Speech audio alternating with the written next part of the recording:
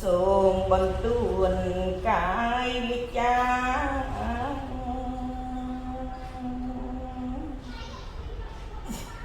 កូនក្រាបសំពាំងព្រះមេត្តា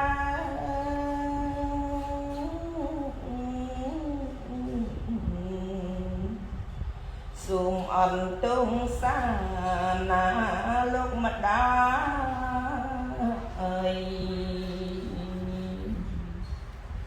ទុំមួយកូននៅពេលនេះកូនសូមថ្វាយបង្គំ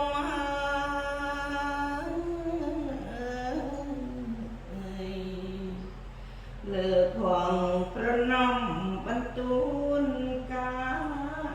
យក្រាបក្រមបាទាននៃអ្នកម្ដាយអត់ទុំហើយទាំងឡាយកូនផ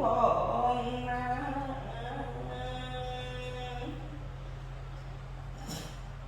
ទុំមួយកូននៅក្នុងផ្ទៃ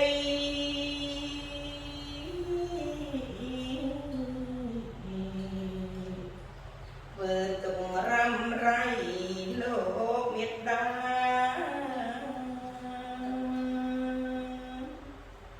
ได้โช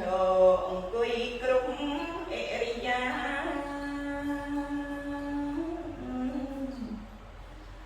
លោកអា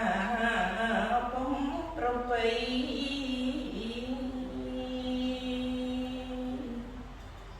អាដៅត្រចាំង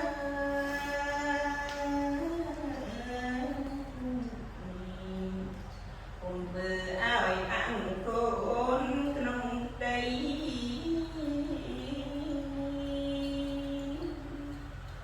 ទូនចង់ពីសាយ៉ាងណាក្ដីដែលអង្គអើយជាស្រីពុំស្រែកគ្លៀនទុំព្រួយយ៉ាងពីអង្គដល់ផា